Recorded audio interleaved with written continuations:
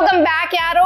आज है nothing phone 3a Pro का पोस्टमार्टम, जो कि बड़ा भाई है नथिंग फोन 3a का। 28,000 का बेस वेरिएंट मिलता है डिस्काउंट लगाने के बाद, लेकिन सिमिलर प्रोसेसर मिलता है नथिंग फोन 3a वाला, जिसमें स्नैपड्रैगन 7s Gen 3 आता है। दोनों में सिमिलर प्रोसेसर है, सिमिलर सॉफ्टवेयर है, लेकिन प्राइस का डिफरेंस है। वो इसलिए क्योंकि डिजाइन के साथ साथ डिफरेंस है कैमरा में। लेकिन क्या ये डिफरेंस इस फोन को लेना वर्थ इट बनाता है ओवर नथिंग फोन 3a, ये देखेंगे। लेट्स बिगिन विद डिजाइन, क्योंकि इसका डिजाइन जो है बहुत ही ज्यादा यूनिक है। हो सकता है आपको अच्छा लगे, हो सकता है आपको ना अच्छा लगे, हो सकता है आप ये सोचो कि जितने आजकल के फोन्स हैं सब ऑलमोस्ट सिमिलर दिखते हैं और ये फोन उनसे काफी डिफरेंट है, इसलिए मैं ये लेना चाहता हूँ या चाहती हूँ। अगर आपके मन में ये थॉट है तब तो ठीक है, अदरवाइज तो फिर ये लेने की बात ही नहीं बनती। बट मैं ये कहूंगी कि कैमरा बम्प बहुत ज्यादा है। 3x पेरिस्कोप ये लोग देते हैं। 3x पेरिस्कोप इस प्राइस में और इस प्रोसेसर के साथ Realme 14 Pro Plus भी देता है, लेकिन उसका कैमरा बम्प इतना बड़ा नहीं है जितना इसका है। एंड यार, जब आप इसको टेबल पे रखते हो तो जो ये टेढ़ा फोन हो जाता है यार, मुझे प्रैक्टिकली बिल्कुल पसंद नहीं है।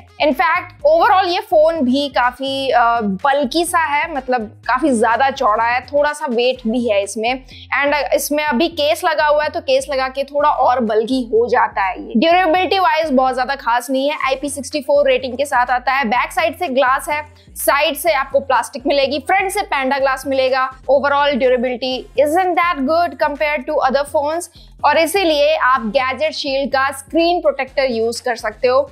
मैंने जो अपने लिए ऑर्डर किया वो है मैट फिनिश वाला। आप अल्ट्रा क्लियर भी ऑर्डर कर सकते हो। आप फ्रंट से एंड बैक साइड से इसमें फिल्म लगा सकते हो। मेम्ब्रेन बेस्ड होती है, यूवी वाली नहीं होती है जो बेकार होती है, वो ये वाली अच्छी है। एंड इसको यूज करने के बाद आप अलग से केस भी लगा सकते हो, तो आपका फोन काफी ज्यादा सही रहने वाला है। तो जो इसका लिंक है वो मैं डिस्क्रिप्शन में डाल दूंगी, आप चेकआउट कर सकते हो। बाय द वे, डिजाइन में इन्होंने एक एडिशन किया है इस बार, एसेंशियल बटन का। जब आप ये फोन लोगे तो आपको लगेगा ये पावर बटन है, एंड आप इंस्टेंटली यहाँ पे ही बटन प्रेस किया करोगे फोन ऑन करने के लिए। एंड काफी सारे इस तरह से मेरे स्क्रीनशॉट हो गए, लेकिन थोड़ा यूज टू होने में टाइम लगता है, आप हो जाते हो। एसेंशियल का बस इतना काम है कि आप स्क्रीनशॉट या फोटो लेके आप उसमें नोट्स ऐड कर सकते हो, एंड लॉन्ग प्रेस कर दोगे तो आप वॉइस नोट भी ऐड कर सकते हो। सिमिलर इस चीज को आप कैमरा ऐप में डायरेक्टली यूज कर सकते हो। जैसा कि मैंने नथिंग फोन 3a में भी बोला था, वहां पे भी आपको एसेंशियल बटन मिलता है, सिमिलर यूज है। अब ये इतना एसेंशियल मुझे नहीं लगा जिसके लिए एक डेडिकेटेड बटन दिया जाए, और इस चीज को आप कहीं से ऑफ भी नहीं कर सकते। अगर आप चाहो कि यार ये बटन बार बार प्रेस हो जाता है तो मैं ऑफ कर दूं इस फीचर को, वो आप नहीं कर सकते। बटन की जो क्वालिटी है वो अच्छी है, काफी लोग इस पे कॉम्प्रोमाइज कर जाते हैं। मुझे काफी ज्यादा टेक्टाइल लगा। जैसा कि मैंने बताया, परफॉर्मेंस इस फोन की बिल्कुल सिमिलर है नथिंग फोन 3a वाली है। LPDDR4X रैम एंड UFS 2.2 की रोम मिलेगी आपको। इतना ज्यादा अच्छा नहीं है, मतलब नथिंग फोन 3a जिस प्राइस में आता है उस प्राइस में ठीक है वो प्रोसेसर चलता है, लेकिन 30,000 का ये फोन आता है और इस प्राइस में ये प्रोसेसर देना उतना ज्यादा वर्थ इट नहीं लगा। तो यहाँ पे इन्होंने प्रॉफिट भी तो निकालना है ना अपने फोन से। अब बात यहाँ ये आती है कि गेमिंग की क्वालिटी बिल्कुल नथिंग फोन 3a वाली है। अब उस रिव्यू में भी मैंने बताया था कि इतना स्मूथ नहीं लगता है गेमिंग जब आप FPS गेम्स खेलते हो। ऑल्दो अगर आप 1 आवर को खेल रहे हो BGMI to 82-84 की आपको FPS मिल जाएगी। गेंशिन इम्पैक्ट भी आप ओके खेल सकते हो। ग्राफिक क्वालिटी ऑल्दो उतनी अच्छी आपको नहीं लगेगी। रैम मैनेजमेंट इस फोन का मैं कहूंगी 3a एंड 3a Pro दोनों का ही काफी ज्यादा नेगेटिव पॉइंट है, क्योंकि बहुत जल्दी एप्स को बैकग्राउंड में किल कर देता है। लेकिन इस फोन की सबसे अच्छी बात इसके डिजाइन के साथ अगर आपको अच्छी लगती है तो वो है इसका सॉफ्टवेयर। नो डाउट कि जो इसका एनिमेशन है वो मुझे बहुत अच्छा लगता है। चाहे आप स्क्रीन को ऑन ऑफ करो, चाहे आप लॉक स्क्रीन या होम स्क्रीन कस्टमाइजेशन करो, इंक्लूडिंग वेरियस विजेट्स, या फिर नथिंग आइकॉन पैक अगर आपको ब्लैक एंड व्हाइट बनाना अच्छा लगता है तो आप वो भी कर सकते हो। लेकिन इसके साथ ही इसका जो एनिमेशन है, जब आप ऐप बंद करते हो तो एक बाउंसी इफेक्ट आता है, या फिर चार्जिंग एनिमेशन ले लो, तो ये सारी चीजें मुझे बहुत अच्छी लगती हैं। लेकिन इसमें प्रॉब्लम्स भी है। प्रॉब्लम नंबर 1, जो इसका फ्लोटिंग विंडो फीचर है जो बाकी एंड्रॉयड फोन्स देते हैं, इसमें पॉपअप विंडो के नाम से आता है। तो मैं ये कहूंगी कि animation wise it's okay cool, but जो फंक्शनैलिटी है मुझे लगता है वो वहाँ पे लैग एक्सपीरियंस में जो होता है वहाँ पे कई बार प्रॉपर फंक्शनिंग नहीं हो पाती है। इवन अगर आप कंट्रोल सेंटर में जाओ, वैसे कंट्रोल सेंटर में आप बहुत चेंजेस ला सकते हो, लेकिन जैसे कि वाईफाई ऑप्शन है, मोबाइल डेटा ऑप्शन है, आप चाहोगे कि एक टैप करो एंड ये बंद हो जाए, लेकिन ऐसा नहीं होता है। एक टैप करने के बाद आपको एक एक्स्ट्रा स्टेप और करना पड़ता है बंद करने के लिए या ऑन करने के लिए, जो मुझे वियर्ड लगता है यार। आई थिंक एक स्टेप में ही ये हो जाना चाहिए। इसके बाद इन्होंने जो हैप्टिक इम्प्लीमेंटेशन दी है वो बहुत ही होल हार्टेडली नहीं दी है। मतलब कि जो हैप्टिक मोटर है वो अच्छा है, लेकिन आपको टाइपिंग के टाइम फील होगा। अब वॉल्यूम में इंटीग्रेट नहीं किया है, स्क्रीन ब्राइटनेस, ऐप स्क्रॉलिंग बहुत जगह इंटीग्रेट नहीं किया। इवन कंट्रोल पैनल में यहाँ पे वाइब्रेट, साइलेंट, म्यूट करने का ऑप्शन है, लेकिन बस मिडिल में ही आपको एक टक सा फील होता है, बाकी कहीं और फील नहीं होता है। तो इन्होंने मतलब कि आधा अधूरा काम किया है। साथ ही में गैलरी ऐप इन्होंने ऐड कर दिया, लेकिन गैलरी ऐप बाकी दूसरे फोन्स के गैलरी ऐप के कंपैरिजन में कम अच्छा लगता है मुझे। थोड़े फीचर्स इन्हें और ऐड करने चाहिए। वैसे एआई फीचर में भी आपको एआई इरेजर मिल जाता है, लेकिन इतना खास नहीं लगा मुझे। 30,000 के फोन्स में एआई इरेजर आता है तो काफी अच्छा रिजल्ट मिल जाता है, और इसमें मुझे लगा कि कई बार एक ही ऑब्जेक्ट को इरेज करने के लिए 2 to 3 अटेम्प्ट करने पड़ रहे हैं पूरा एक फिगर को गायब करने के लिए।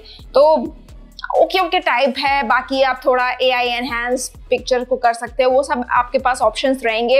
इवन आप सर्कल टू सर्च वगैरह ऑप्शन यूज कर सकते हो।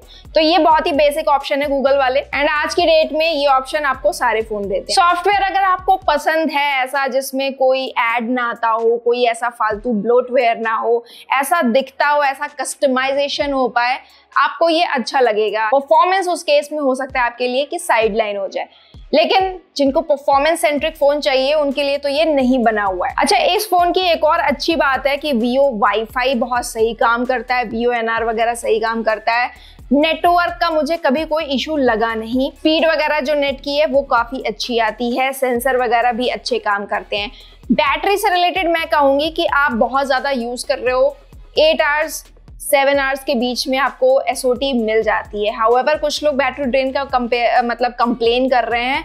मुझे अभी तक ऐसा फील नहीं हुआ अपने यूनिट में, हो सकता है किसी और को फील हुआ हो, तो आप प्लीज मुझे बता देना कमेंट में कि आपको बैटरी ड्रेन एक्सपीरियंस हो रहा है इस फोन में। अब बैटरी की बात कर ले तो एक और बात कर ले कि चार्जर आपको सेपरेटली बाय करना पड़ेगा, एंड बाय करने के बाद भी ऐसा नहीं है कि आपको फास्ट चार्जिंग मिलेगी। 1 आवर के ऊपर आपको टाइम लग जाता है इसको फुल चार्ज करने में। अब लेट्स कम टू कैमरा वाला पार्ट। जैसा कि मैंने बोला कि अगर आपको सॉफ्टवेयर ही चाहिए तब आप नथिंग फोन 3A भी ले सकते हो, लेकिन फिर यही तो डिफरेंस रखा है ना कंपनी ने एक्स्ट्रा कमाने के लिए कि कैमरा में इन्होंने 3x पेरिस्कोप दे दिया है, साथ ही में 6 टाइम्स जूम भी है, जिसको ये कहते हैं कि लॉसलेस जूम होके इमेजेस आएंगी। नाउ अगर मैं 3x की बात करूं, इन्होंने अच्छा काम किया है, नो डाउट। मतलब अच्छी पिक्चर्स आएंगी जिसमें डिटेल्स रहेंगी, ओवर शार्पनिंग नहीं रहेगी, कलर्स आपको अच्छे निकल के आ रहे हैं, स्किन टोन वगैरह अच्छी निकल के आ रही है। इवन नाइट के टाइम में भी 3x पेरिस्कोप अच्छा काम करता है। Same goes with 6x। मैं कहूंगी कि काफी अच्छा क्लोज टू लॉसलेस रिजल्ट्स आपको मिल रहे हैं डे टाइम में भी एंड लो लाइट में भी। अगर बस आपको इसकी नीड है तो आप खुश रहोगे। लेकिन अगर मैं मेन कैमरा की बात करूं तो वहां पे एक चीज अच्छी है कि डिटेल रहती हैं एंड कलर्स वगैरह अच्छे निकल के आ रहे हैं, लेकिन प्रॉब्लम ये है कि पीछे जब सन रहता है तो कभी तो सही एक्सपोज हो जाता है फेस, लेकिन कभी कभी बहुत ही गंदा होता है, स्किन टोन वाइटिश हो जाती है, शैडो बढ़ा देता है। तो इस तरह की चीजें आपको मिलेंगी, लेकिन ओवरऑल अगर आप कभी कभी ही कैमरा यूज करते हो, I think you will be fine with it. Ultra wide की ज्यादा बात करने की है ही नहीं, क्योंकि डिटेल वगैरह मिलती नहीं है। अगर आपको सीनरी वाइड में कैप्चर करनी है, you can still use it. Portraits मुझे अच्छे लगे, और वो इसलिए क्योंकि मैंने मैक्सिमम कैमरा को देखा है कि एज कटआउट में वो लोग बहुत गड़बड़ी करते हैं, और इस प्राइस के हिसाब से इवन मैं कहूंगी कि नथिंग फोन 3A का भी जो एज कटआउट है उसका भी अच्छा था, इसका भी अच्छा है। पीछे का जो बैकग्राउंड ब्लर है वो थोड़ा सा नेचुरल फील देता है, लेकिन जो इसका फ्रंट कैमरा है वो उतना अच्छा नहीं है। और शॉकिंगली नथिंग फोन 3A का जो फ्रंट कैमरा है वो ज्यादा अच्छा रिजल्ट देता है नथिंग फोन 3A Pro से। तो यहाँ पे इनको एक अपडेट लाने की जरूरत है। हाउएवर कई अपडेट्स आए हैं, लेकिन उन्हें फ्रंट कैमरा को अभी तक इंप्रूव नहीं किया है, क्योंकि बहुत ही फेडेड कलर्स मुझे लगते हैं। डिटेल एंड एक्सपोजर सबके मामले में नथिंग फोन 3A का सेल्फी ज्यादा बेटर है 3A Pro से। लेकिन जो वीडियो क्वालिटी की बात है, मैं ये कहूंगी कि 1080p वाला जो अल्ट्रा वाइड वीडियो है वो काफी स्टेबल अच्छे कलर्स के साथ निकल के आता है, आप बहुत जगह उसे यूज कर सकते हो। लेकिन जो 4K वाला रिजल्ट है कहीं कहीं मुझे लगता है कि ओवर शार्पन सा रिजल्ट आ रहा है,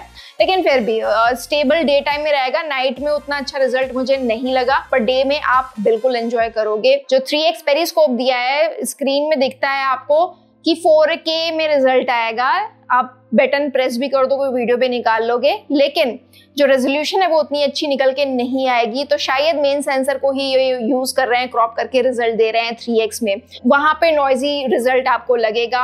इवन रात के टाइम में भी बहुत ही गंदा रिजल्ट आपको मिलेगा। तो 3x यूज करने लायक नहीं है, मेन और अल्ट्रा वाइड को आप यूज कर सकते हो। अच्छा, फ्रंट से इसमें एक एडिशन है कि 4K में आप फ्रंट से रिकॉर्ड कर सकते हो, लेकिन नथिंग फोन 3A में आप 1080p में ही कर सकते थे। तो यहाँ पे ये चीज अपग्रेड इन्होंने की है। ओवरऑल मैं कहूंगी कि अगर आपको जूम शॉट्स लेना अच्छा लगता है, 3x 6x 3x तो आई थिंक सबको अच्छा लगता है, 6x वगैरह दूर के ऑब्जेक्ट्स कैप्चर करते हो, बहुत ज्यादा फोटोग्राफी करते हो, देन आपको ये फोन में मजा आएगा। और मैं ये कहूंगी कि नथिंग फोन 3A के कैमरा से अच्छा है 3A प्रो का कैमरा। अच्छा, इसका डिस्प्ले मुझे कुछ खास नहीं लगा, क्योंकि एक तो बेजल्स इस प्राइस में बहुत ज्यादा बड़े हैं। सिमेट्रिकल है वो अलग बात है, लेकिन रेजोल्यूशन वो भी FHD प्लस रेजोल्यूशन है, और इस प्राइस में FHD प्लस देना बहुत ही ट्रोलिंग के लायक है। क्योंकि अगर ये सैमसंग करता, गूगल पिक्सल करता, तो हम लोग इस बात को ज़रूर उठाते, लेकिन नथिंग कर रहा है तो भी ये बात उठानी ज़रूरी है, क्योंकि 20,000 के ऊपर मैक्सिमम फोन्स आपको 1.5 के रेजोल्यूशन तो दे ही देते हैं। प्लस स्क्रीन ब्राइटनेस में भी इशू मुझे लगी। नो मैटर की स्पेक्स क्या है, लेकिन कई बार मैंने ये फील किया है कि सडन ड्रॉप आ जाता है स्क्रीन ब्राइटनेस में, चाहे आप इंडोर में हो चाहे आप आउटडोर में हो। और नथिंग फोन 3A में ऐसी प्रॉब्लम नहीं थी, बट इसमें है।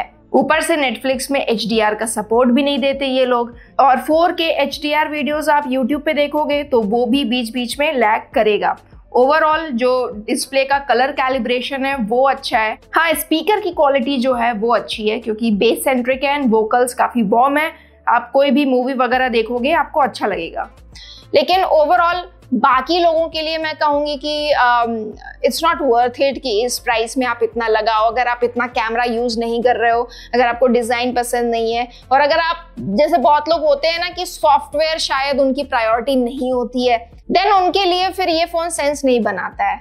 तो हो सकता है आपके लिए ये फोन सेंस बनाए और आप खुश भी रहो इस फोन से। तो ये चीज आपको देखनी पड़ेगी।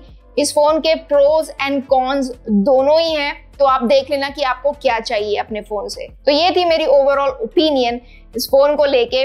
आपको ये फोन कैसा लगा मुझे कमेंट में जरूर बताना। मैं हूं सृष्टि, आप देख रहे हो टेकिला टी, जहां आपको मिलते हैं unbiased reviews and interesting tech explainers, और हम लोग मिलेंगे ऐसे ही इंटरेस्टिंग नेक्स्ट वीडियो में। Bye bye.